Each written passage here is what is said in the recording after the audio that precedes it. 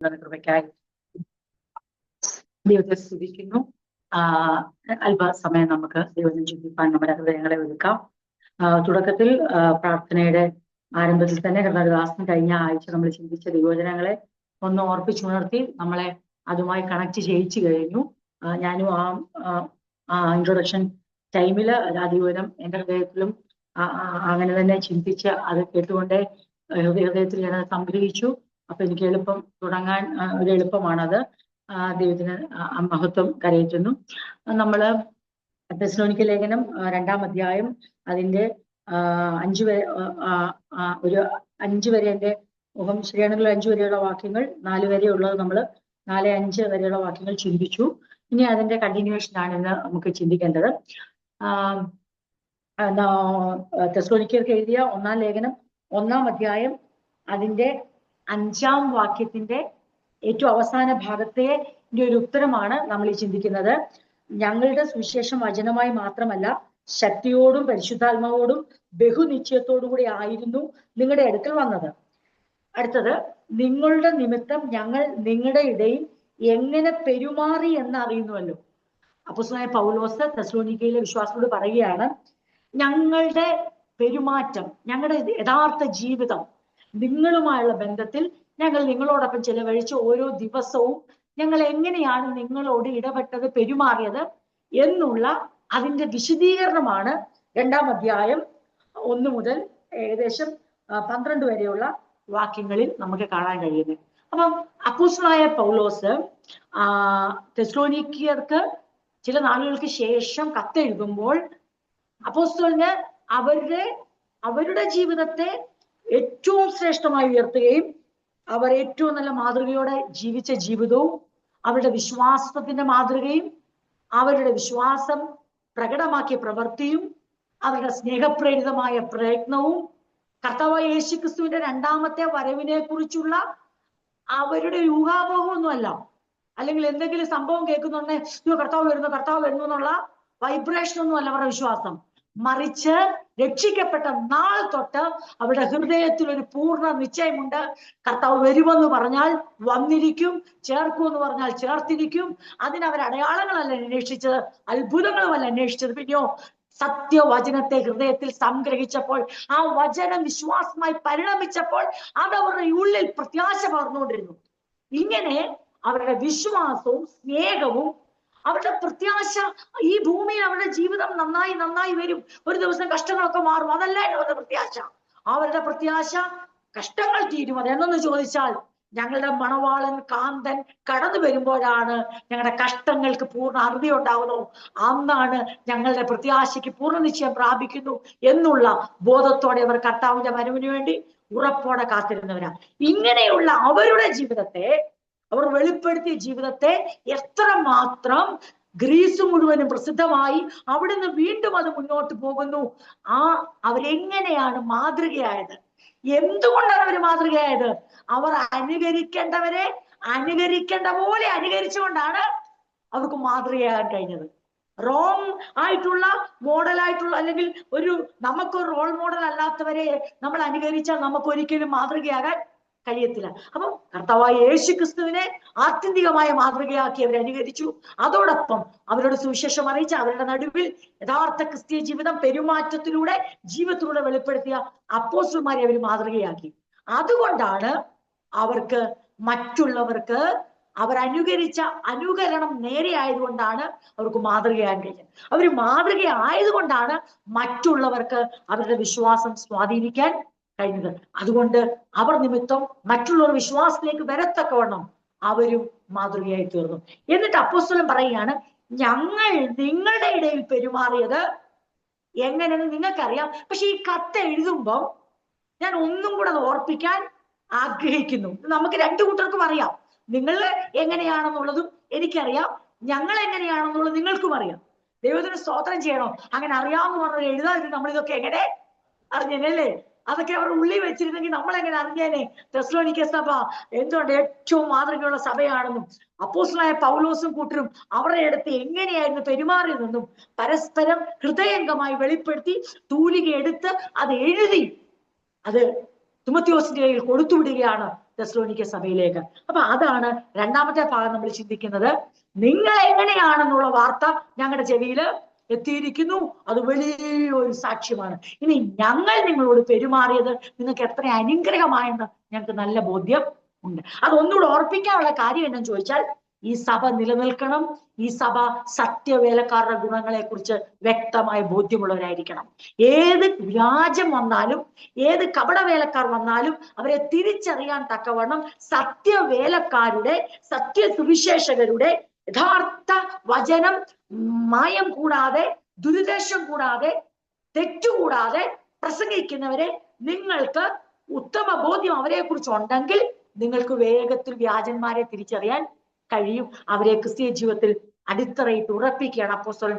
സ്വയമായി ആനന്ദം കണ്ടെത്താനോ അല്ലെങ്കിൽ താനൊരു വലിയ പുള്ളിയാണ്, ഞാനും എൻ്റെ സഹപ്രവർത്തകരും ഭയങ്കര സംഭവമാണെന്ന് അറിയിക്കാനോ അല്ല. പിന്നെയോ സഭയുടെ ഒരു അടിസ്ഥാനത്തിന് വളരെ ആവശ്യമാണ് സത്യവേലക്കാരുടെ ഗുണങ്ങൾ. സഭ അറിഞ്ഞിരുന്നെങ്കിലേ വ്യാജന്മാരെ കണ്ടെത്താൻ, മനസ്സിലാക്കാൻ കഴിയത്തുള്ളൂ. അല്ലെങ്കിൽ നമ്മൾ അങ്ങ് പേടിച്ചു പോയോ, ഇത് പറഞ്ഞാൽ അയ്യോ യഹോവയുടെ അഭിഷിക്തന്മാരെ തുടരുന്നൊരു വാക്യം ഉണ്ടല്ലോ, അപ്പൊ പിന്നെ സഭയ്ക്കകത്ത് ആരെന്ത് പറഞ്ഞാലും അയ്യോ അല്ലെ പറഞ്ഞാൽ പേടിയോ, അങ്ങനെ ഒരു വാക്യം ഉണ്ടല്ലോ എന്ന് പല വ്യാജന്മാരും രക്ഷപ്പെടുന്ന ആ വാക്യത്തിന്റെ അറ്റം പിടിച്ചു.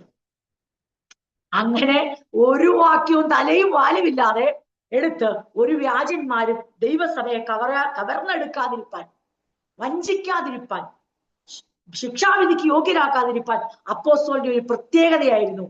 ഈ ലേഖനങ്ങൾ എഴുതുമ്പോൾ സഭയുടെ ഗുണം മാത്രമല്ല എഴുതുന്നത്, സഭാവിശ്വാസികളുടെ ക്വാളിറ്റി മാത്രമല്ല എഴുതുന്നത്, മറിച്ച് സത്യവേലക്കാരുടെ ക്വാളിറ്റീസ്, യോഗ്യതകൾ, അവരുടെ ക്രെഡൻഷ്യൽസ് എന്താണെന്ന് എഴുതുന്നത് എന്തിനെന്ന് ചോദിച്ചാൽ സ്വയം പ്രശംസിക്കാനല്ല, പിന്നെയോ സഭ വളരെ സോളിഡ് ഫൗണ്ടേഷനിൽ നിലനിൽക്കണം. ഇത് അപ്പോസ്തലന്റെ വലിയൊരു ഉദ്ദേശമായിരുന്നു. കാരണം നമുക്കറിയാം ഇന്ന് നടന്നുകൊണ്ടിരിക്കുന്ന എന്തൊക്കെയാണ്.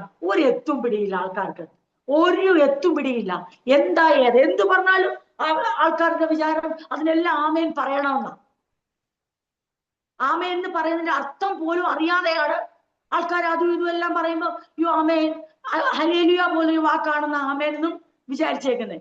ദൈവത്തിന് മഹത്വം കൊടുക്കുന്ന പോലെ തന്നെ ആമേൻ ആമേൻ ആമേൻ എന്ന് പറഞ്ഞ അത് ദൈവത്തിന് അതല്ല. അതിന്റെ അർത്ഥം ഒരു കാര്യം നാം അംഗീകരിക്കുന്നു, അത് അങ്ങനെ തന്നെ എന്ന് നാം ഏറ്റുപറയുന്നതിന്റെ ആണ് ആമേൻ എന്ന് പറയുന്നത്. അപ്രകാരം തന്നെ ഞാനും അത് അംഗീകരിക്കുന്നു. അംഗീകരിക്കുന്നില്ലെങ്കിൽ ഒരിക്കലും ആമേൻ പറയരുത്. അംഗീകരിക്കുന്നു എന്ന് നാം വെളിപ്പെടുത്തുന്ന വാക്കാണ് ആമേൻ. അപ്പൊ വളരെ എന്തു പറയണ്ടേ, ശ്രദ്ധയോടെ ദൈവസഭ ആയിരിക്കണം എന്നുള്ളത് അപ്പോസ്തലനായ പൗലോസിന്റെ വലിയൊരു ആഗ്രഹമായിരുന്നു. അതുകൊണ്ടാണ് അദ്ദേഹം പറയുന്നത്, സഹോദരന്മാരെ, രണ്ടിനും ഒന്നുകൂടി ഞാൻ വേഗത്തിൽ വായിച്ചിട്ട് നമുക്ക് എക്സ്പ്ലനേഷനിലേക്ക് പോവാം. സഹോദരന്മാരെ, ഞങ്ങൾ നിങ്ങളുടെ അടുക്കൽ വന്നത് വ്യർത്ഥമായില്ല എന്ന് നിങ്ങൾ തന്നെ അറിയുന്നുവല്ലോ. നിങ്ങൾ അറിയും പോലെ ഞങ്ങൾ ഫിലിപ്പിയിൽ വെച്ച് കഷ്ടവും അപമാനവും അനുഭവിച്ചിട്ടും വലിയ പോരാട്ടത്തോടെ ദൈവത്തിന്റെ സുവിശേഷം നിങ്ങളോട് പ്രസംഗിപ്പാൻ ഞങ്ങളുടെ ദൈവത്തിൽ ധൈര്യപ്പെട്ടിരുന്നു. അപ്പൊ കഷ്ടവും അപമാനവും സഹിച്ചിട്ടും ഒരാൾ സുവിശേഷം പറയുന്നെങ്കിൽ ഓർത്തോണം, യഥാർത്ഥ ഒരു വേലക്കാരനെ അത് പറയാൻ പറ്റും. കഷ്ടവും അപമാനവും ജീവിതത്തിൽ സഹിച്ചിട്ടും കർത്താവിനെ ഉയർത്താൻ ഒരു മടിയും ഇല്ല. തന്റെ ജീവിതത്തിൽ അത് നിമിത്തം ഒത്തിരി കഷ്ടമുണ്ട്, നഷ്ടമുണ്ട്, അപമാനമുണ്ട്. പക്ഷെ ഒരു സത്യവേലക്കാരന്റെ ഏറ്റവും വലിയ ഗുണമാണ്, അതുകൊണ്ട് അവൻ എന്ത് നിർത്തത്തില്ല, യേശുവിന്റെ സാക്ഷിയാകുന്ന ആ നിയോഗത്തിൽ നിന്ന് പിന്മാറത്തില്ല. തന്റെ നഷ്ടങ്ങളും തന്റെ കഷ്ടങ്ങളും തന്റെ അപമാനങ്ങളും വെച്ച് ഒരിക്കലും ദൈവിക നിയോഗങ്ങളെ വിലയിരുത്തത്തില്ല. അതിനെ സാരമില്ലെന്നെണ്ണും, അതിനെ ഏതുമില്ലെന്നെണ്ണും. എന്റെ ജീവിതത്തിലെ കഷ്ടം വെച്ച് നിർത്തേണ്ടതല്ല കർത്താവ് നിയോഗിച്ച വേല, കർത്താവ് പരമേൽപ്പിച്ച ശുശ്രൂഷ. എനിക്കൊരു നഷ്ടം ഉണ്ടാകുമ്പോ, എനിക്കൊരു കഷ്ടം ഉണ്ടാകുമ്പോ, എനിക്കൊരു രോഗം ഉണ്ടാകുമ്പോ, എനിക്കൊരു ബലഹീനത ഉണ്ടാകുമ്പോ, എന്റെ ജീവിതത്തിൽ അത് ദൈവം ചില കാര്യങ്ങൾക്ക് ഉത്തരം തന്നില്ലെന്ന് ഓർത്ത് നിർത്തേണ്ടതല്ല ദൈവം നമ്മെ ഏൽപ്പിച്ച നിയോഗം. അപ്പോസ്തലൻ വ്യക്തമായി പറയുന്നു, കഷ്ടവും അപമാനവും ഒക്കെ സഹിച്ചിട്ടും ഞങ്ങൾ നിങ്ങളോട് കർത്താവിന്റെ വചനം പറയാൻ, അതായത് ക്രിസ്തുവിന്റെ സ്ഥാനാപതികളാകുവാൻ ഞങ്ങൾക്ക് ധൈര്യമുണ്ടായിരുന്നു. ഒരു സത്യവേലക്കാരന്റെ ഒരു ക്വാളിറ്റി തന്നെയാണത്. എന്നിട്ട് പറയുകയാണ്, ഞങ്ങൾ ദൈവത്തിൽ ധൈര്യപ്പെട്ടു. ഞങ്ങളുടെ പ്രബോധനം അബദ്ധത്തിൽ നിന്നോ അശുദ്ധിയിൽ നിന്നോ വ്യാജത്തോടെയല്ല വന്നത്. അതാണ് നമ്മൾ കഴിഞ്ഞ ആഴ്ച ചിന്തിച്ചത്. ഒരു ഇററുമില്ലായിരുന്നു, എന്നുവെച്ചാൽ തെറ്റില്ലായിരുന്നു. ഞങ്ങൾ നിങ്ങളോട് വചനം സംസാരിച്ചപ്പോൾ ഞങ്ങളുടെ പ്രബോധനം തെറ്റായതല്ലായിരുന്നു. എന്നുവെച്ചാൽ തിരുവെഴുത്തുകളെ പരിശോധിക്കുമ്പോൾ അത് തിരുവെഴുത്തുമായി അത് തീർച്ചയായും നിങ്ങൾക്ക് അതിനെ ചേർത്ത് വെക്കാൻ കഴിയും. തിരുവെഴുത്ത്, ദൈവത്തിന്റെ തിരുവെഴുത്തുകളെ കോൺട്രാഡിക്റ്റ് ചെയ്തിരുന്നില്ല.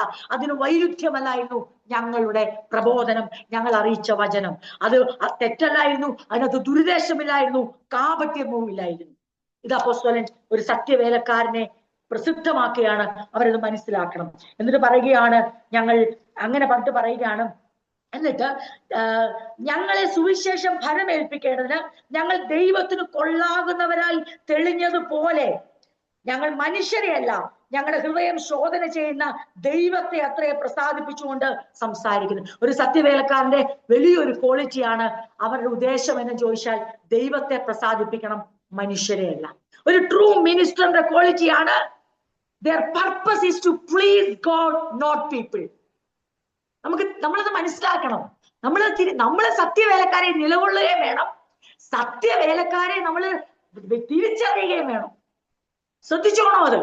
ഒരാൾ അവരുടെ ശുശ്രൂഷയിൽ അവർ കർത്താവിന് വേണ്ടി നിൽക്കുമ്പോൾ അവരുടെ പർപ്പസിനെ നമ്മൾ മനസ്സിലാക്കണം. കഴിഞ്ഞ ആഴ്ച നമ്മൾ ചിന്തിച്ച് കഴിഞ്ഞത് ആവർത്തിക്കുന്നില്ല. തെറ്റ് ഇററുണ്ടാകരുത്, തിരുവെഴുത്തില് എന്നുള്ള തെറ്റായതാകില്ലേ, ദുരുദ്ദേശം പാടില്ല, അത് നമ്മൾ ഓൾറെഡി ചിന്തിച്ചു. അതുപോലെ ഓർത്തോണം, ഒരു സത്യവേലക്കാരന്റെ ക്വാളിറ്റിയാണ് അവരുടെ ഉദ്ദേശം ദൈവത്തെ പ്രസാദിപ്പിക്കുകയാണ്, മനുഷ്യരെയല്ല.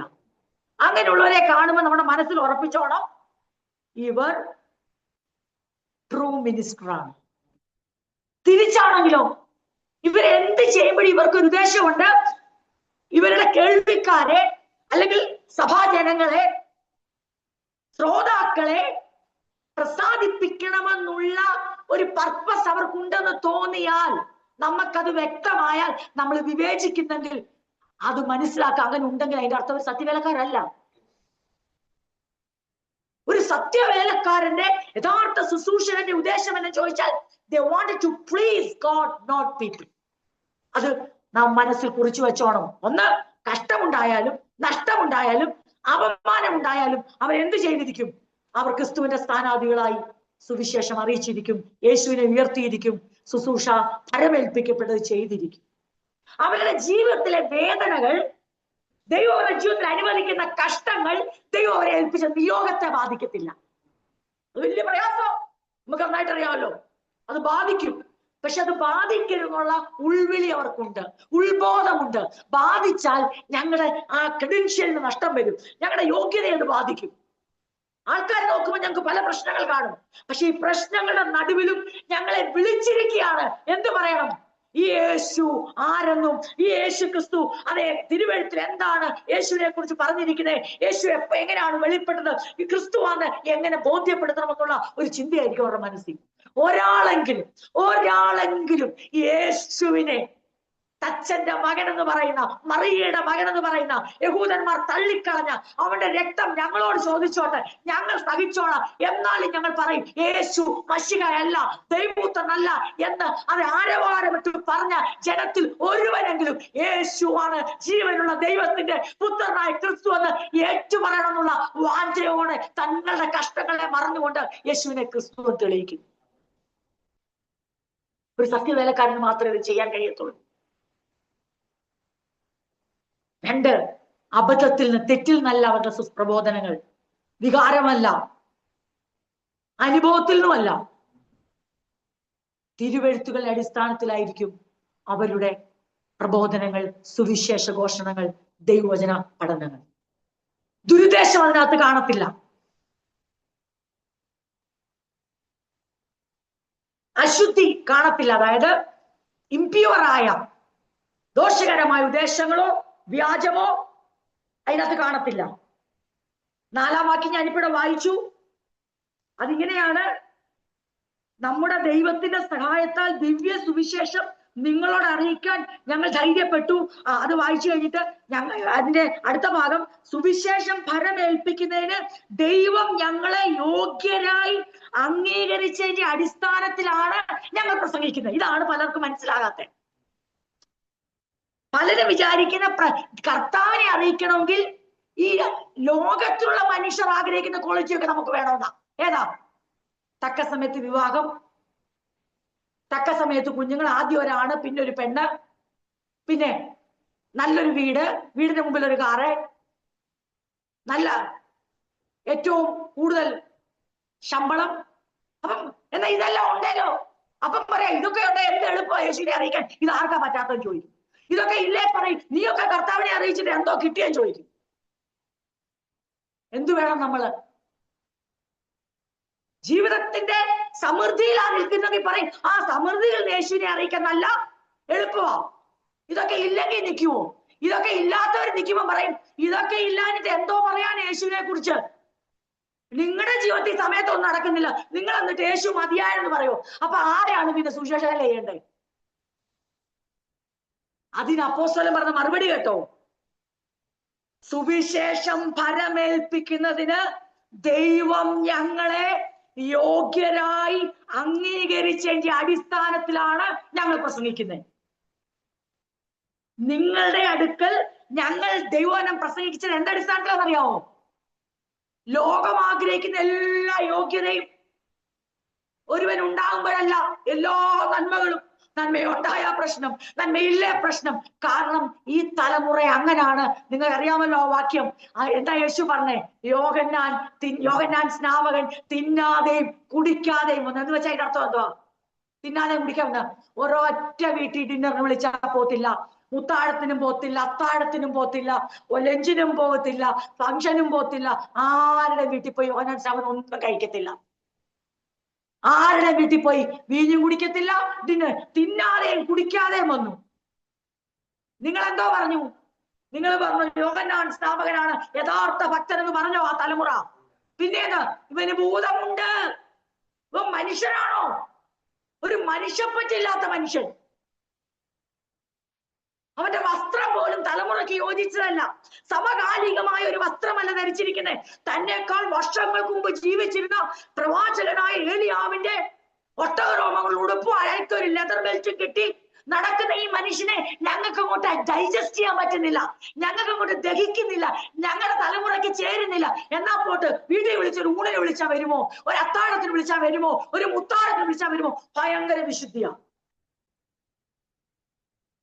അപ്പൊ യോഹന്നാൻ സ്നാപകൻ തിന്നാതെയും കുടിക്കാതെയും വന്നു. അതായത് സമൂഹത്തിലെ ആൾക്കാരോട് ഇന്ററാക്ട് ചെയ്യാതെ, അവരുടെ വീട്ടിൽ കയറാതെ, പിന്നെന്ത് ചെയ്തു? ദൈവം ആക്കി വെച്ച മരുഭൂമിയിൽ നിന്നുകൊണ്ട്, യോർദാൻ നദിക്കക്കരെ നിന്നുകൊണ്ട് എന്ത് വിളിച്ചു? ദൈവരാജ്യത്തിന്റെ സുവിശേഷം പ്രസംഗിച്ചു. ജനം പറഞ്ഞു ഈ മനുഷ്യന് ഭൂതമുണ്ട്. കാരണം ഇവനൊരു മനുഷ്യപ്പറ്റില്ല, ഇവന് എന്തോ ഇണങ്ങാത്ത ഒരുത്തനാ. ഓക്കെ, നല്ല കാര്യം. നിങ്ങൾക്ക് അവനെ ബോധിച്ചില്ല. കർത്താവ് അടുത്ത ആളെ ഇറക്കി. 6 മാസത്തിന്റെ വ്യത്യാസത്തിൽ കർത്താവായ യേശു വന്നു, സമകാലിക വസ്ത്രം ധരിച്ച്, അവർ ധരിക്കുന്ന അതേ അങ്കി ധരിച്ച്. അവർക്ക് പെട്ടെന്ന് മനസ്സിലാകും അവരിൽ ഒരുവനായി യേശുവിനെ അതെ നമുക്ക് നൽകി തന്നു, സമൂഹത്തിന് കൊടുത്തു. 6 മാസത്തെ വ്യത്യാസമുള്ളൂ ഇവർ തമ്മിൽ. 600 വർഷത്തെ ഡിഫറൻസിലാണ് ജീവിച്ചേ. 6 മാസത്തെ വ്യത്യാസമേ ഉള്ളൂ യേശു യോഹന്നാൻ സ്നാപകൻ തമ്മിൽ. പക്ഷെ യോഹന്നാൻ സ്നാപകൻ ഇട്ടത് 600 വർഷങ്ങളുടെ പഴക്കമുള്ള വസ്ത്രവും യേശു ധരിച്ചത് ആ സമകാലികരായ ആൾക്കാർ ധരിച്ച വസ്ത്രവും. ഭക്ഷണവും അങ്ങനെ. മുത്താഴത്തിനും പോവും, അത്താഴത്തിനും പോവും. എവിടെ ആര് തിന്നാനും കുടിക്കാനും വിളിച്ചാൽ യേശു പറയും ഒരു ഗമയില്ല, ഒരു പ്രശ്നവുമില്ല. അതെ, ഇന്ന ആളെ വിളിച്ചാൽ യേശു വീട്ടിൽ പോയി അവരോടൊപ്പം ഭക്ഷിക്കും. എന്നാ ശരി, ഈ തലമുറ യേശുവിനെ അംഗീകരിച്ചോ? എന്താ പറഞ്ഞു? ഇവനാരാ? തിന്നനും കുടിയനുമായ മനുഷ്യൻ. ഇവന് അതിനേക്കാൾ വലിയ ഭൂതമാ. നിങ്ങൾക്ക് ചിരി വരുന്നുണ്ടല്ലേ കേട്ടിട്ട്? ചിരിക്കണം. ഈ തലമുറ നോക്കി യേശു ചിരിച്ചതാ ഇങ്ങനെ. യേശു പറഞ്ഞ ഈ തലമുറയെ ഞാൻ ആരോട് ഉപമിക്കേണ്ടു? ചന്തസ്ഥലത്തിരിക്കുന്ന കുട്ടികളോട് തുല്യം. യേശു ദൈവം ഇത് മനഃപൂർവ്വം ചെയ്തതാ. മനഃപൂർവമായുള്ള ദൈവത്തിന്റെ പ്ലാനിനകത്തുള്ള എന്താ പറഞ്ഞു എൻട്രികളാണ് ഇത് രണ്ടും. ഇൻട്രൊഡക്ഷൻ. 2 വ്യക്തികളെ, 6 മാസം മാത്രം പ്രായ വ്യത്യാസമുള്ള 2 വ്യക്തികളെ 600 വർഷത്തിന്റെ വ്യത്യാസത്തോടെ, സ്വഭാവ വ്യത്യാസത്തോടെ, വസ്ത്രരീതിയുടെ വ്യത്യാസം, ഭക്ഷണ രീതിയുടെ വ്യത്യാസത്തോടെ ഇറക്കി വിട്ടത് എന്തിനാണെന്നറിയാമോ? ദൈവത്തിന് പ്രവൃത്തി കൊണ്ട് തെളിയിക്കണം ഈ തലമുറ ചന്തസ്ഥലത്തിരിക്കുന്ന കുട്ടികളോട് സമമാണ്. അതായത് നമ്മുടെ ഭാഷയെ പറഞ്ഞ കഥയറിയാതെ ആട്ടം കാണുന്നവർ. എന്തിനാ കരയുന്നത്? കരയുന്ന വിലാപ വീട്ടിലാണ് അതെ മാറത്തടിക്കുന്നെന്ന് പോലും പിള്ളേർക്ക് അറിയത്തില്ല. വിരുന്ന് വീട്ടിലാണ് നൃത്തം ചെയ്യുന്ന പോലും അറിയത്തില്ല. അവരെന്ത് ചെയ്യും? ചന്തസ്ഥലത്തിരുന്ന് അവര് അതെ എന്ത് ചെയ്യും? വിലാപം പാടുമ്പോൾ അവര് പറയും നിങ്ങളെന്താ മാറത്തടിക്കാത്തതെന്ന്. അവർക്കറിയില്ല. ഒരാൾ മരിക്കുമ്പോൾ വിലാപം ഉണ്ടാവുമ്പോഴാണ് മാറത്തടിക്കുന്നതെന്ന് അവർക്കറിയില്ല. പിന്നെ അവരെന്ത് ചെയ്യും? അവര് കുഴലൂതുമ്പോ അവരോട് ചോദിക്കും നിങ്ങളെന്താ ഡാൻസ് ചെയ്യാത്ത? അവർക്കറിയില്ല കുഴലൂതുന്ന എന്തിനാ. ഒരു വിവാഹ വിരുന്നു വീടുകളിലാക്കും. യേശു പറയുകയാണ് ഇതുപോലെയാണ് ഈ തലമുറ. ഈ തലമുറയ്ക്ക് ദൈവത്തിന്റെ ഹിതങ്ങളോ മർമ്മങ്ങളോ ഉദ്ദേശങ്ങളോ ഒന്നും അറിയണ്ട.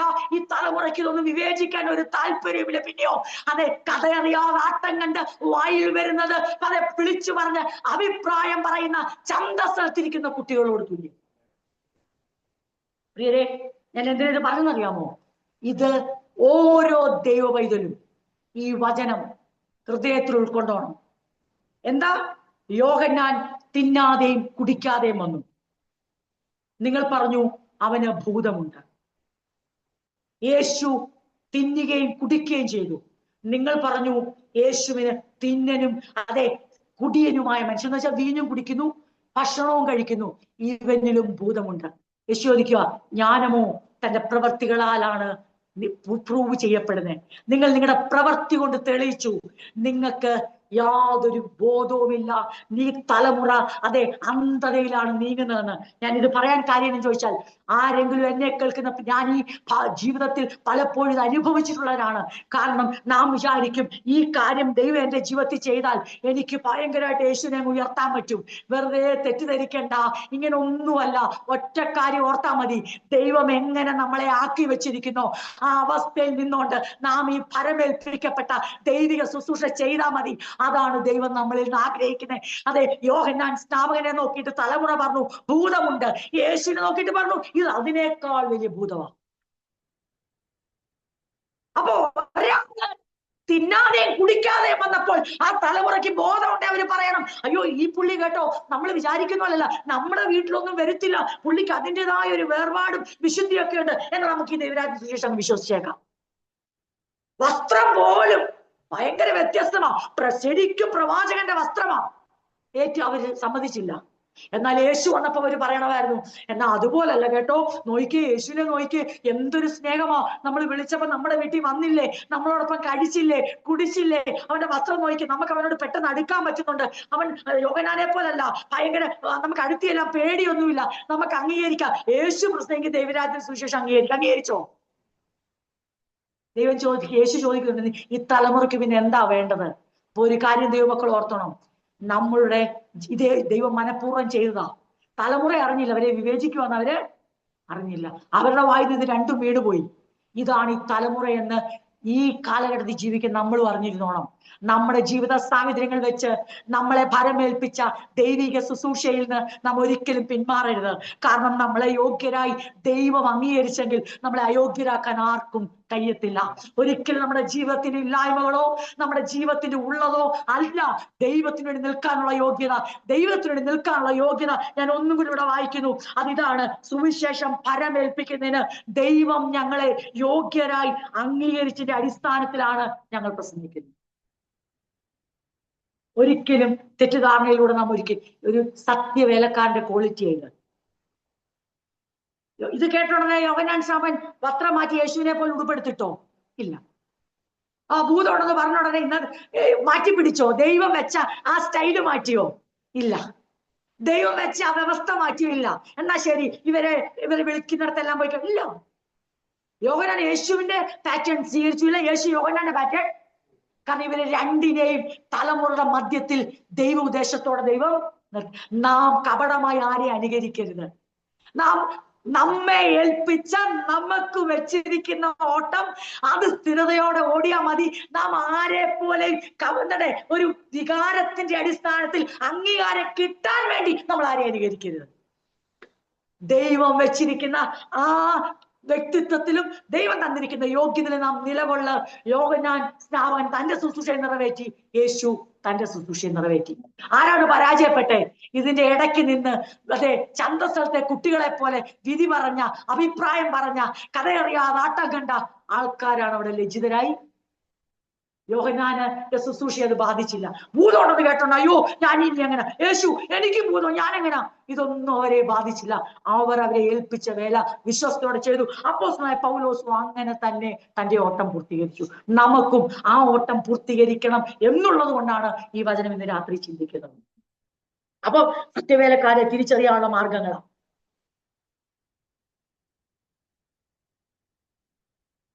ഞങ്ങളെ സുവിശേഷം ഫലമേൽപ്പിക്കേണ്ടതിന് ഞങ്ങൾ ദൈവത്തിന് കൊള്ളാവുന്നവരായി തെളിഞ്ഞതുപോലെ, അതായത് ഈ ദൈവം ഞങ്ങളെ യോഗ്യരായി എണ്ണിയതുപോലെ ഞങ്ങൾ മനുഷ്യരെയല്ല, ഞങ്ങളുടെ ഹൃദയം ശോധന ചെയ്യുന്ന ദൈവത്തെ അത്രേ പ്രസാദിപ്പിച്ചുകൊണ്ട് സംസാരിക്കും. നിങ്ങൾ അറിയും പോലെ ഞങ്ങൾ ഒരിക്കലും മുഖസ്തുതിയോ ദ്രവ്യാഗ്രഹത്തിന്റെ ഉപായമോ പ്രയോഗിച്ചിട്ടില്ല. ദൈവം സാക്ഷി. ഈ കാലഘട്ടത്തിൽ വളരെ ഇമ്പോർട്ടന്റ് ആയ രണ്ട് വാക്കാണ്. ഈ രണ്ട് കാര്യത്തിൽ ഇന്ന് ശുശ്രൂഷ കവർച്ച ചെയ്യപ്പെട്ടു. ശുശ്രൂഷന്മാരെ വീങ്ങിക്കളഞ്ഞ ഒരു സംഭവമായത് എന്താണെന്നറിയോ? ഞങ്ങൾ ഒരിക്കലും മുഖസ്തുതി പറയുകയോ കൗശലം പ്രയോഗിച്ച് നിങ്ങളിൽ നിന്ന് ധനം അപഹരിക്കുകയോ ചെയ്തിട്ടില്ലെന്ന് നിങ്ങൾക്കറിയാം. അതിന് ദൈവം സാക്ഷി. പ്രിയരെ, ഒരു ട്രൂ മിനിസ്റ്ററിനെ അഭിമാനത്തോടെ തലയുയർത്തി നിന്നോട്ടെ ദൈവത്തിന്റെ വേല ചെയ്യുന്ന ഒരു സത്യവേലക്കാരൻ അപ്പോസ്തലനായ പൗലോസിനെ പോലെ, തന്റെ സഹപ്രവർത്തകരെ പോലെ നമുക്കും പറയാൻ ഇടയാകണം. എന്നറിയോ? ഞങ്ങൾ ഒരിക്കലും മുഖസ്തുതി പറയുകയോ അതെ കൗശലം പ്രയോഗിച്ച് ഉപായത്താൽ ആരുടെ ദ്രവ്യം ആഗ്രഹിച്ചില്ല, അല്ലെങ്കിൽ ധനം അപഹരിക്കുകയോ ചെയ്തിട്ടില്ലെന്ന് നിങ്ങൾക്കറിയാം. നിങ്ങൾക്ക് മാത്രമല്ല ഞങ്ങൾക്കും അറിയാം. നിങ്ങൾക്ക് ഞങ്ങൾക്ക് മാത്രമല്ല, ദൈവത്തിന് സാക്ഷി. What a blessed testimony. What a privilege. ഇതൊരു പദവിയാണ് അപ്പോസ്തലൻ അതെ അലങ്കരിച്ച് നിലകൊള്ളുന്നത്. ഏത് വിശേഷപ്പെട്ട പദവിയിലാണ് നിൽക്കുന്നത്. അത്ര അപ്പൊ ഒരു സത്യവേലക്കാരന്റെ ക്വാളിറ്റി ശ്രദ്ധിച്ചോ? അവരുടെ ഉദ്ദേശം ദൈവത്തെ പ്രസാദിപ്പിക്കുക. അവരൊരിക്കലും മുഖസ്തുതി പറഞ്ഞ് ഫ്ലാക്ടറിയെ നടത്തത്തില്ല. അവരുടെ ലക്ഷ്യമേ അല്ല ധനസമ്പാദന, അവരുടെ ലക്ഷ്യമേ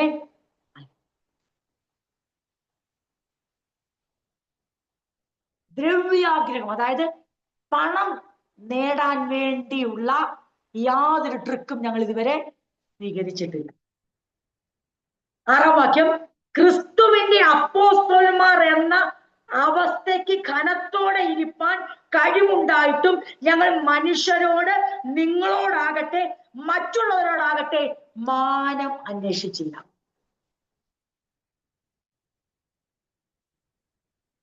ക്രിസ്തുവിന്റെ അപ്പോസ്തലന്മാർ എന്ന നിലയിൽ ഞങ്ങൾക്കുള്ള എന്താണ് ഘനത്തോടെ ഇരിപ്പാൻ എന്ന് പറഞ്ഞ അർത്ഥം എന്തുവാ?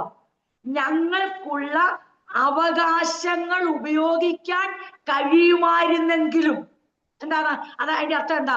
അതായത് ശുശ്രൂഷിക്കുന്നവർക്ക് തീർച്ചയായിട്ടും മെതിക്കുന്ന കാളയ്ക്ക് മുഖക്കൊട്ട കെട്ടരുത്. സുവിശേഷം കഴിക്കുന്നവർക്ക് സുവിശേഷത്താൽ ഉപജീവനം കഴിക്കാൻ ഒരു വ്യവസ്ഥയുണ്ട്. നമുക്ക് സമ്പാദിക്കുകയല്ല കേട്ടോ, തെറ്റിദ്ധരിക്കല്ലേ അവിടെ.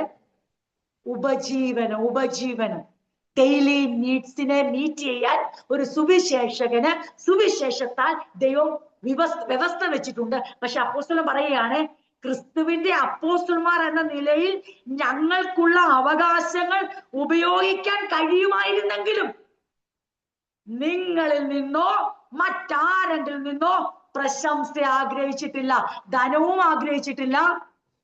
അപ്പോസ്തലന്മാരെന്ന നിലയിലുള്ള ഒരു പ്രശംസയും. എന്താ പ്രശംസ?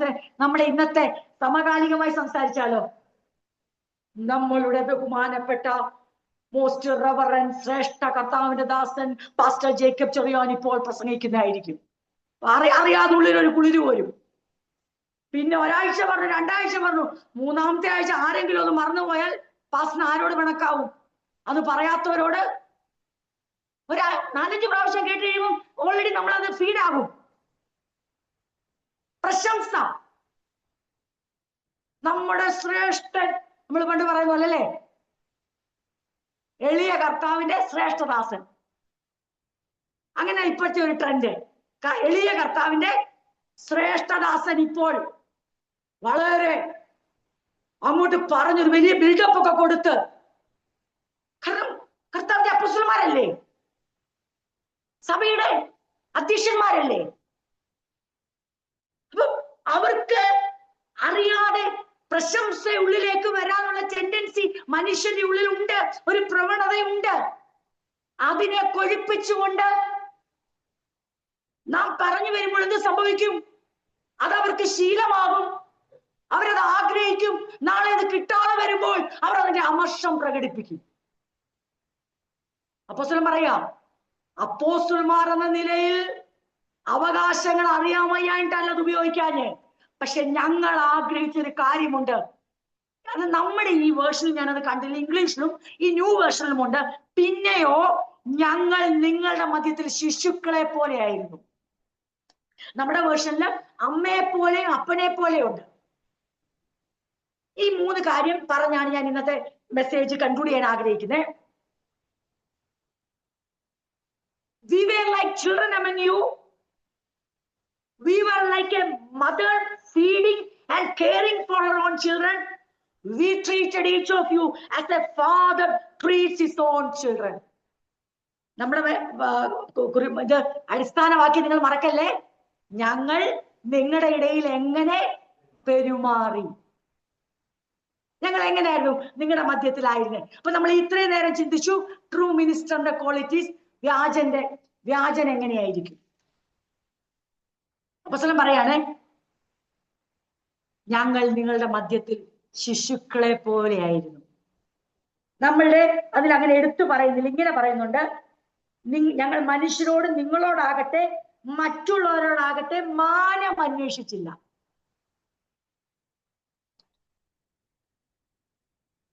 ചില വേർഷനില് ഞങ്ങൾ ജെന്റിലായിരുന്നു. ഞങ്ങൾ നിങ്ങളുടെ നടുവിലായിരുന്നപ്പം എന്താണ് ആ അർത്ഥം എന്നറിയാവോ? We were Innocent. അപ്പോസ്തലൻ തന്നെ പല ലേഖനത്തിൽ പറയുന്നില്ലേ, തിന്മയ്ക്ക് നിങ്ങൾ ശിശുക്കളാകുന്നേ.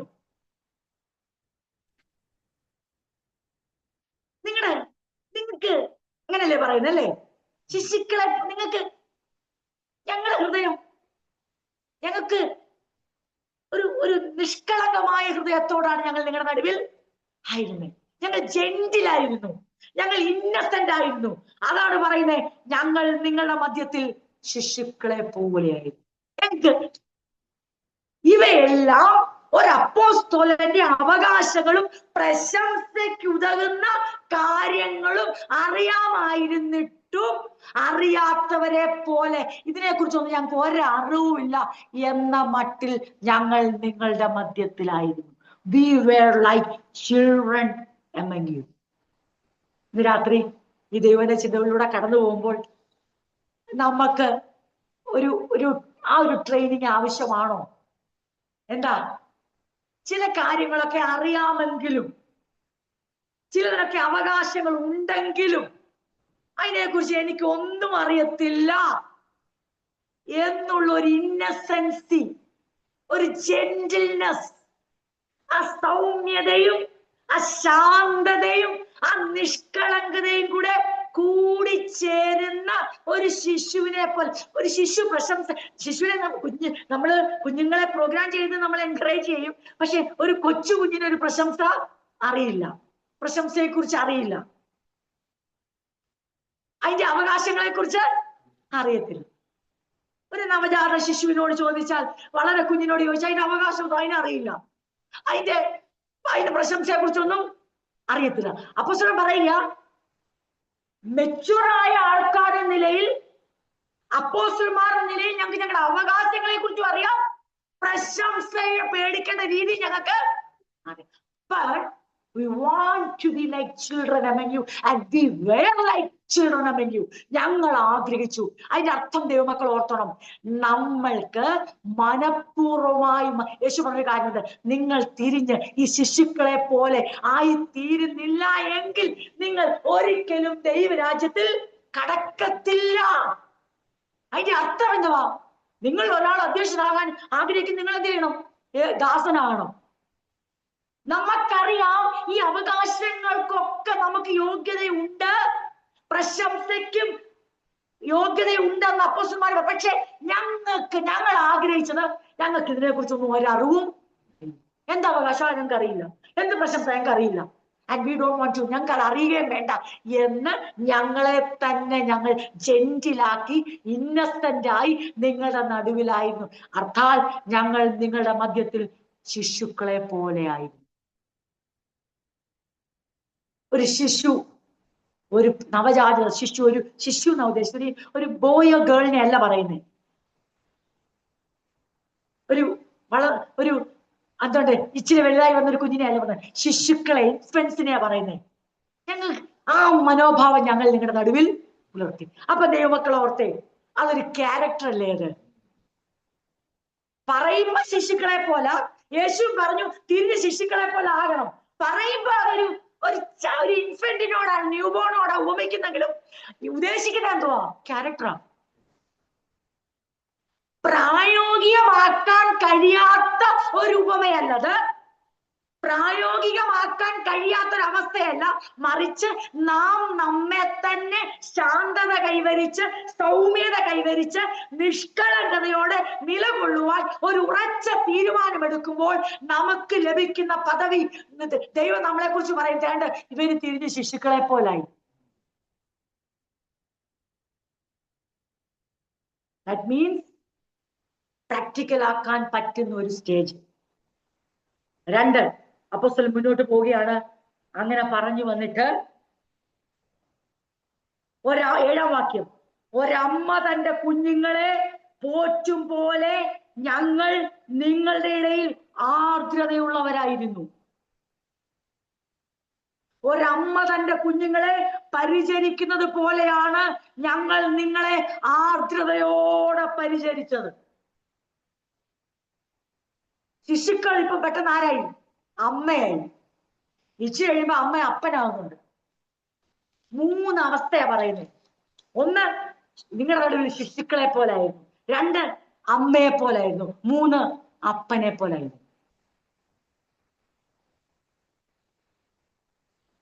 നിങ്ങൾ ഞങ്ങളുടെ വത്സലരായി തീർന്നതിനാൽ ദൈവത്തിന്റെ സുവിശേഷം മാത്രമല്ല, ഞങ്ങളുടെ പ്രാണനും കൂടെ നിങ്ങൾക്കായി നൽകാൻ ഞങ്ങൾ തൽപരരായിരുന്നു. സഹോദരങ്ങളെ, ഞങ്ങൾ ദൈവത്തിന്റെ സുവിശേഷം നിങ്ങളെ അറിയിച്ചപ്പോൾ നിങ്ങൾക്കൊരു ഭാരമാകരുതെന്ന് കരുതിയാണ് ഞങ്ങൾ രാവും പകലും കഠിനാധ്വാനം ചെയ്ത് പണിയെടുത്തിരുന്നത്. അതൊരു അപ്പന്റെ ജോലി അല്ലേ? രാവും പകലും കഠിനാധ്വാനം ചെയ്യുന്ന അപ്പൻ. അമ്മ എന്തുവാ? കുഞ്ഞുങ്ങളെ ആർദ്രതയോടെ പരിപാലിക്കുന്ന അമ്മ. ഇനി കുഞ്ഞുങ്ങൾ എന്തുവാ? ശിശുക്കൾ എന്തുവാ? പ്രശംസയും മാനവും ഒന്നും വേണ്ടാത്ത ശിശുക്കൾ. ഞങ്ങൾ ഇത് 3 നിങ്ങൾക്ക്. നമുക്കിതിലേത് ഒന്നെങ്കിലും ആകാൻ പറ്റുമോ?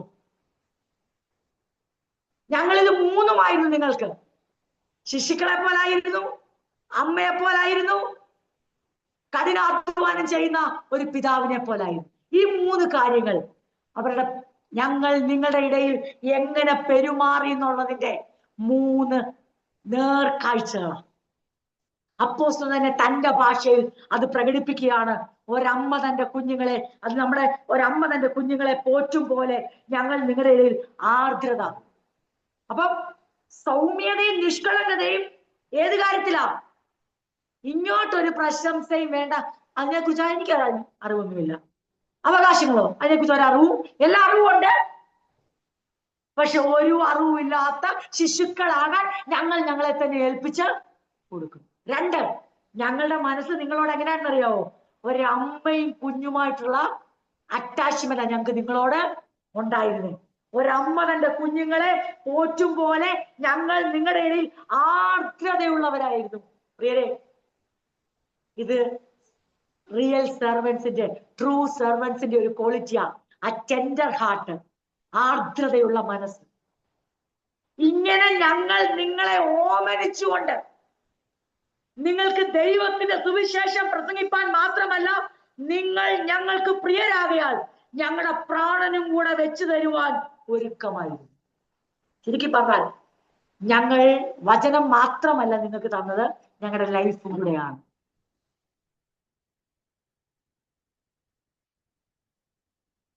അതിനൊരു ഒരു സെന്റൻസ് ഞാനിവിടെ വായിക്കാം. ബൈബിളില് ഈ പോയിന്റ്സിനെ അടിസ്ഥാനമാക്കുന്ന അതിനെ ബ്രീഫ് ചെയ്ത് മനസ്സിലാകുന്ന ഒരു സെൻസ് ആദ്യമേ പറയണമെന്ന് ഓർത്തു.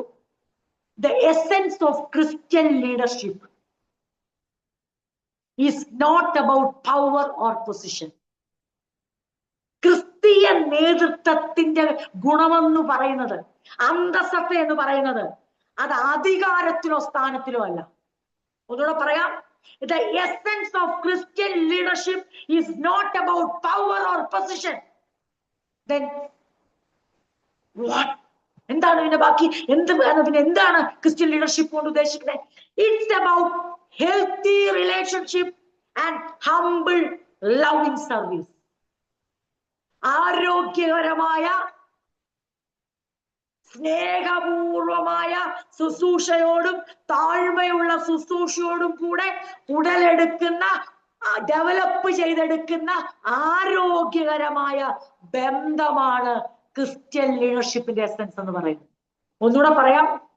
ക്രിസ്ത്യൻ ലീഡർഷിപ്പിന്റെ എസൻസ്, അന്തസത്ത, ഗുണം, സാരാംശം, എന്ത് വേണേലും പറഞ്ഞു എന്ന് പറയുന്നത് എന്താണ്?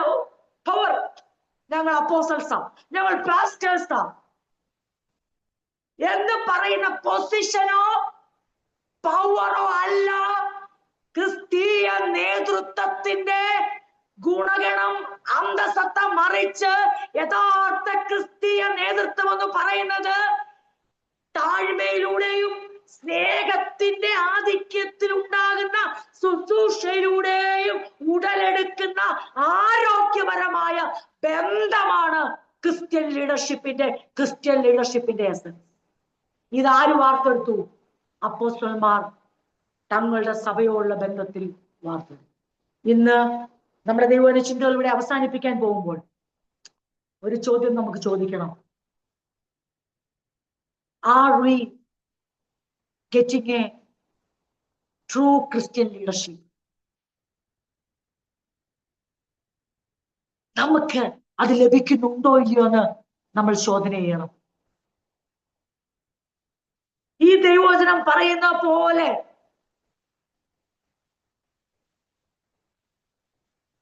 ക്രിസ്ത്യൻ ലീഡർഷിപ്പ് പവറും പൊസിഷനുമായി മാറിക്കൊണ്ടിരിക്കുന്ന ഈ കാലഘട്ടത്തിൽ ശിശുക്കളെ പോലെ ആയിത്തീരുന്ന ലീഡേഴ്സോ, അമ്മയെ പോലെ ആർദ്രതയോടെ ഓമനിക്കുന്ന ലീഡേഴ്സോ, അപ്പനെ പോലെ കഠിനാധ്വാനം ചെയ്തിട്ടും മക്കളെ പോറ്റാൻ തയ്യാറാകുന്ന ഒരപ്പന്റെ മനസ്സുള്ള ലീഡേഴ്സോ? പക്ഷെ വചനം വ്യക്തമാക്കുന്നു, യഥാർത്ഥമായ ക്രിസ്തീയ നേതൃത്വം അതാണ്. അത് കിട്ടുന്നെങ്കിൽ അതിന് ദൈവത്തെ സ്തുതിക്കണം. കാരണം അത് കുറഞ്ഞുകൊണ്ടേയിരിക്കുന്ന ഒരു കാലഘട്ടത്തിലാണ് നാം ജീവിക്കുന്നത്. ക്രിസ്ത്യൻ ലീഡേഴ്സിനോട് ഒറ്റ ഉദ്ദേശമേ ഉള്ളൂ. We want power, we want position. ഞങ്ങൾക്ക് അധികാരം വേണം, ഞങ്ങൾക്ക് സ്ഥാനം വേണം, എന്നിട്ട് ഞങ്ങൾക്ക് അതിൽ നിന്നുള്ള പ്രശംസയും അവകാശങ്ങളും വേണം. അപ്പോസ്തലൻ ഇതിനെ നേരെ തിരിച്ചു വെച്ചുകൊണ്ടാ പറയുന്നത്, ഞങ്ങൾക്ക് അധികാരവും വേണ്ട, സ്ഥാനവും വേണ്ട, പ്രശംസയും വേണ്ട, അവകാശങ്ങളും വേണ്ട. ഞങ്ങൾ ശിശുക്കളെ പോലെ നിങ്ങളുടെ നടുവിലായിരുന്നു. ഞങ്ങൾ മക്കളെന്ന ബന്ധത്തിൽ അമ്മയെ പോലായിരുന്നു. കഠിനാധ്വാനം ചെയ്യുന്ന ഒരു അപ്പനെ പോലെയായിരുന്നു നിങ്ങളുടെ നടുവിൽ.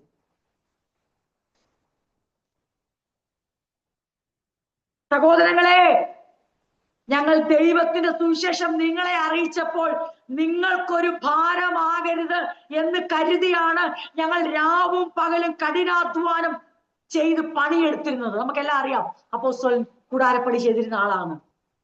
ഇത് നിങ്ങൾ നിശ്ചയമായി ഓർക്കുമല്ലോ.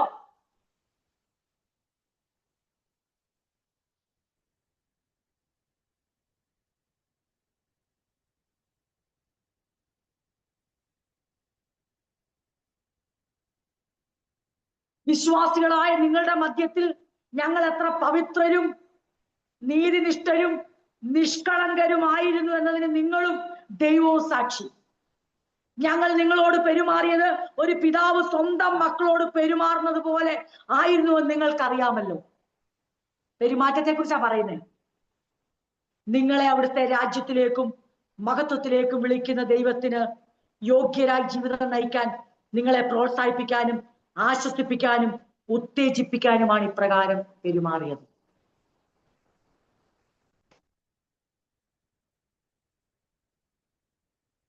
ഞങ്ങൾ നിങ്ങളിൽ ഓരോരുത്തൻ അപ്പൻ മക്കളെ എന്ന പോലെ പ്രബോധിപ്പിച്ചും ഉത്സാഹിപ്പിച്ചും സാക്ഷ്യം പറഞ്ഞും പോന്നുവെന്ന് നിങ്ങൾക്കറിയാമല്ലോ. എന്റെ വാക്കുകളെ ഇവിടെ അവസാനിപ്പിക്കും. We were like children among you. We were like a mother feeding and caring for her children. We treated each of you as a father treats his own children. എന്തിനാണെന്നറിയാം ഇത് ചെയ്തേ? എന്തിനാ ഇത് ചെയ്തെന്നറിയാവോ? So that you may live a life worthy of God. ദൈവത്തിന് യോഗ്യമായി അവന്റെ രാജ്യത്തിൽ പ്രവേശിപ്പാൻ യോഗ്യമായ ഒരു ജീവിതം ഈ ഭൂമിയിൽ നയിക്കാൻ നിങ്ങളെ പ്രാപ്തരാക്കേണ്ടതിനാ ഞങ്ങൾ മനഃപൂർവ്വം ശിശുക്കളായതും നിങ്ങളുടെ അമ്മ അല്ലാഞ്ഞിട്ടും ആത്മീയമായി നിങ്ങളുടെ അമ്മയായതും നിങ്ങളുടെ അപ്പൻ അല്ലാഞ്ഞിട്ടും ആത്മീയമായി നിങ്ങളുടെ പിതാവായി. ഞങ്ങൾക്ക് അതിന് വ്യക്തമായ ഒരു ഉദ്ദേശം ഉണ്ടായിരുന്നു. എന്നറിയാവോ? നിങ്ങളെ അവിടുത്തെ രാജ്യത്തിലേക്കും മഹത്വത്തിലേക്കും വിളിക്കുന്ന ദൈവത്തിന് യോഗ്യരായി ജീവിതം നയിക്കാൻ നിങ്ങളെ പ്രോത്സാഹിപ്പിക്കാനും ആശ്വസിപ്പിക്കാനും ഉത്തേജിപ്പിക്കാനുമാണ് ഇപ്രകാരം പെരുമാറിയത്. പ്രിയരെ, ദൈവവചന ചിന്തകളെ ഇന്ന് രാത്രി ഇവിടെ ഞാൻ കൺക്ലൂഡ് ചെയ്യാൻ ആഗ്രഹിക്കുന്നു. നമുക്ക് നമ്മളെ തന്നെ ദൈവങ്ങൾ സമർപ്പിച്ച് പ്രാർത്ഥിക്കാനും ഈ ദൈവത്തെ ഹൃദയത്തിൽ ഒരു നിമിഷം ഒന്ന് ധ്യാനിച്ച് അതിനോടൊരു നീതി പുലർത്താനും നമുക്ക് കഴിയേണ്ടത് നമ്മളെ സമർപ്പിക്കേണ്ട ഒരു സമയം കൂടെയാണ്. ആർദ്രത എന്നൊരു കാര്യം നമുക്കുണ്ടോ? നിങ്ങൾ ചിന്തിക്കരുത് ഇത് ലീഡർഷിപ്പിന് മാത്രമുള്ള. നമ്മളെല്ലാം ഒന്നല്ലേ മറ്റൊരു രീതിയിൽ ലീഡർഷിപ്പിലുള്ളവരാ. ഭവനത്തിൽ ലീഡർഷിപ്പിലുള്ളവരാ. പല മേഖലകളിൽ നമ്മൾ ലീഡർഷിപ്പുള്ള ദൈവസഭയ്ക്കകത്ത് പല നിയമങ്ങൾ നമ്മളെ പരമേൽപ്പിക്കപ്പെട്ടിരിക്കുക. നമുക്ക് ദൈവം നമ്മൾ പ്രസവിച്ച നമ്മുടെ കുഞ്ഞിനോട് മാത്രമേ ഉള്ളൂ നമുക്ക് ആർദ്രത. നമ്മുടെ ബീജത്താൽ ജനിച്ച നമ്മുടെ മകളോട് മാത്രമേ ഉള്ളൂ ഈ പിതാവിന്റെ സ്നേഹം. അന്ന് ജനിച്ചു വീണ ന്യൂ ബോൺ ബേബി ആയിരുന്നപ്പോ മാത്രമേ ഉള്ളൂ നമുക്ക് ആ ശൈശവം. ഈ രാത്രിയിൽ നമുക്ക് ആ വചനത്തെ നമ്മളോടൊന്ന് റിലേറ്റ് ചെയ്യാം. എങ്ങനെ? കർത്താവെ, എനിക്ക് ശിശുവായിരിക്കേണ്ടത് എനിക്ക് ശിശുവായിരിക്കാനുള്ള കൃപ തരണേ. എല്ലാം അറിയാമല്ലോ, എനിക്ക് ഒന്നും അറിയത്തില്ല. എന്ത് പ്രശംസ, എന്താ അവകാശം, അഴണോ? എനിക്ക് ഒരറിവില്ല ഇതിനെ കുറിച്ചൊന്നും. ബിക്കോസ് എനിക്ക് കർത്താവ് പറഞ്ഞു തിരിഞ്ഞ് ശിശുക്കളെ പോലെ ആകണം. രണ്ട്, നമുക്ക് നമ്മുടെ സ്വന്തം കുഞ്ഞുങ്ങളോട് മാത്രമേ ഉള്ളൂ ഈ ആർദ്രമായ കരുണയും ഓമന വാത്സല്യ മനോഭാവവും. അതോ സഭയ്ക്കകത്തതുണ്ടോ? നമ്മുടെ സഭയിൽ ജനിക്കുന്ന ശിശുക്കളോട് നമുക്ക് ഒരമ്മ നമ്മുടെ കുഞ്ഞുങ്ങളെ പരിപാലിക്കുന്ന മാതൃസ്നേഹം സഭയ്ക്കകത്തുണ്ടോ? തീർന്നില്ല. നമ്മുടെ കുഞ്ഞുങ്ങളെ പോറ്റി വളർത്തുന്ന ആ കഠിനാധ്വാനത്തിന്റെ ഒരംശമെങ്കിലും സഭയുടെ മക്കൾക്ക് വേണ്ടി, അതായത് സഭയിൽ ജനിക്കുന്ന ശിശുക്കൾക്ക് വേണ്ടി ഉണ്ടോ? ഉണ്ടെങ്കിൽ അപ്പോസ്തലനോട് ചേർന്ന് ഇത് പറയാം, ഞങ്ങൾ നിങ്ങളുടെ നടുവിൽ എങ്ങനെ പെരുമാറിയെന്ന് നിങ്ങൾക്കറിയാം, ഞങ്ങൾക്കും അറിയാം, ദൈവം അതിന് സാക്ഷി. ഇന്ന് രാത്രി നമുക്ക് ആത്മാർത്ഥമായി പ്രാർത്ഥിക്കാം. കർത്താവെ, സത്യവേലക്കാരായി നിലകൊള്ളുവാൻ ദൈവം ഞങ്ങളെ സഹായിക്കണം. മാത്രമല്ല ഞങ്ങളുടെ ജീവിതത്തില് ഞങ്ങൾക്ക് ഒരു ബോധ്യം തരണം. യോഹന്നാൻ സ്നാപകൻ ശുശ്രൂഷിച്ച പോലെ, യേശു ശുശ്രൂഷിച്ച പോലെ അവരെ തലമുറ രണ്ടുപേരെയും പറഞ്ഞ അവർക്ക് ഭൂതമുണ്ടെന്ന്. പക്ഷെ അവരവരുടെ ശുശ്രൂഷ നിവർത്തിച്ച പോലെ അവർക്കറിയാമായിരുന്നു ഞങ്ങളെ ഈ ശുശ്രൂഷ വരമേൽപ്പിച്ചത് ദൈവമാണ്. അപ്പോസ്തലൻ പറഞ്ഞു, ഞങ്ങൾക്ക് വ്യക്തമായ ബോധ്യമുണ്ട് ഈ ശുശ്രൂഷ ഞങ്ങളെ വരമേൽപ്പിച്ചത് ദൈവമാണ്. ഞങ്ങളും വിശ്വസിക്കുന്നു ഈ വിളിയും തെരഞ്ഞെടുപ്പ് ഞങ്ങൾക്ക് ലഭിച്ച ദൈവത്തിൽ നിന്നാണ്. ദൈവത്തിന് യോഗ്യരായി ഞങ്ങളെ ഏൽപ്പിച്ച വേല അന്ത്യത്തോളം ചെയ്യും. അതിനിടയ്ക്ക് ആരെല്ലാം അയോഗ്യതകൾ കൽപ്പിച്ചാലും, ആരെല്ലാം പറഞ്ഞാൽ നിന്നോട് ദൈവം ഇല്ലെന്ന് പറഞ്ഞാലും, നിന്റെ അവസ്ഥ കണ്ടില്ലേ, നിന്റെ ജീവിതം കണ്ടില്ലേ, നിനക്ക് എന്ത് നന്മയാ ലഭിച്ചേ, അല്ല നിനക്ക് ഇത്രയും നന്മ ലഭിച്ചല്ലോ, ഇതിനു വേണ്ടിയാ നീ ഇറങ്ങി തിരിച്ചെന്ന് പറഞ്ഞാലും ഇതൊന്നും എന്നെ ബാധിക്കത്തില്ല. കാരണം എന്റെ മുമ്പിൽ മാതൃകയായി ദൈവം ആൾക്കാരെ വെച്ചിട്ടുണ്ട്. ആത്യന്തികമായ മാതൃകയായി കർത്താവിനെയും സാക്ഷികളുടെ സമൂഹത്തെ വെച്ചിട്ടുണ്ട്. ഞാനൊരു തീരുമാനം എടുക്കുന്ന കർത്താവെ, ചന്തസ്ഥലത്തിരിക്കുന്ന കുട്ടികളുടെ കുഴലൂത്ത് കണ്ടിട്ട് ഞാൻ നൃത്തം ചെയ്യത്തില്ല. ചന്തസ്ഥലത്തിരിക്കുന്ന കുട്ടികൾ വിലാപം പാടുമ്പോൾ ഞാനൊട്ട് മാറത്തടിക്കത്തുമില്ല. എനിക്ക് വ്യക്തമായ ബോധ്യമുണ്ട്. കാലത്തെ വിവേചിക്കാൻ, കാലഘട്ടത്തെ വിവേചിപ്പാൻ ദൈവത്തിന്റെ പരിശുദ്ധാത്മാവ് എന്റെ ഉള്ളിൽ ഉള്ളത് കൊണ്ട് ദൈവവചനത്തെ തിരിച്ചറിയുവാൻ, ദൈവവചനത്തിന്റെ മാർമികമായ രഹസ്യങ്ങളെ മനസ്സിലാക്കുവാൻ ദൈവത്തിന്റെ ആത്മാവ് എന്നെ സഹായിക്കുന്നുണ്ട്. ഞാൻ ഒരിക്കലും ആൾക്കാരുടെ അഭിപ്രായം അനുസരിച്ച് എന്റെ ഓട്ടത്തിന്റെ ലക്ഷ്യം തെറ്റിക്കത്തില്ല. ഞാൻ ഈ ഓട്ടം സ്ഥിരതയോടെ ഓടും. എന്റെ നിയോഗത്തെ ഞാൻ നിവർത്തിക്കും. തീർന്നില്ല. ദൈവമേ, സഭയ്ക്കകത്ത് എനിക്കൊരു ശിശുവിനെ പോലാകണം. എനിക്കിനി പ്രായം കൊണ്ട് ഒരിക്കലും ആകാൻ പറ്റത്തില്ല. വീണ്ടും ജനിക്കുവാൻ, അമ്മയുടെ ഉദരത്തിൽ കിടന്ന് ജനിക്കണോ നിക്കോദമോസ് ചോദിച്ചു. യേശു പറഞ്ഞ അങ്ങനെയല്ല, വെള്ളത്താലും ആത്മാവിനാലും ജനിച്ചില്ലെങ്കിൽ നിങ്ങൾ ദൈവരാജ്യം കാണത്തില്ല, ഒട്ട് പ്രവേശിക്കത്തുമില്ല. അതെങ്ങനെ ജനിക്കും? അത് വചനം കേട്ട് വിശ്വസിച്ച് അത് ഉള്ളിൽ സ്വീകരിക്കുമ്പോൾ നിങ്ങൾ ഒരു പുതിയ മനുഷ്യൻ ഉളവാകുന്ന പോലെ. അങ്ങനെ സ്വീകരിച്ചോട് പറയുക, നിങ്ങൾ നിങ്ങളുടെ സ്വഭാവം കൊണ്ട് ശിശുക്കളാകണം. ഏത് കാര്യത്തിൽ? താഴ്മയുടെ കാര്യത്തിൽ, നിഷ്കളങ്കയുടെ കാര്യത്തിൽ നിങ്ങൾ വർദ്ധിച്ചു വരുമ്പോൾ നിങ്ങൾ ശിശുക്കളെ പോലാകും.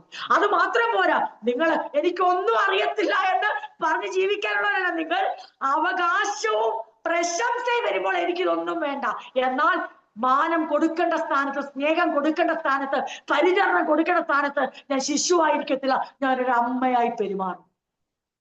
കഠിനാധ്വാനം ചെയ്യേണ്ട സ്ഥാനത്ത് ഞാനൊരു അമ്മയായിരിക്കത്തില്ല, അവിടെ ഞാനൊരു അപ്പനെ പോലെ എനിക്ക് തന്നിരിക്കുന്ന കരുത്തിനും കഴിവിനും ഒത്തവണ്ണം ആർക്കും ഭാരമാകാതെ പ്രവർത്തിപ്പാൻ, അതെ, ദൈവത്തിന് വേണ്ടി പ്രയോജനപ്പെടാൻ, സഭയ്ക്ക് വേണ്ടി പ്രയോജനപ്പെടാൻ ഞാനൊരു അപ്പന്റെ റോൾ ഏറ്റെടുക്കും. ഇന്ന് രാത്രി നമുക്ക് നമ്മളെ സമർപ്പിക്കാം. ഈ വചനങ്ങളാൽ ദൈവം നമ്മെ അനുഗ്രഹിക്കട്ടെ.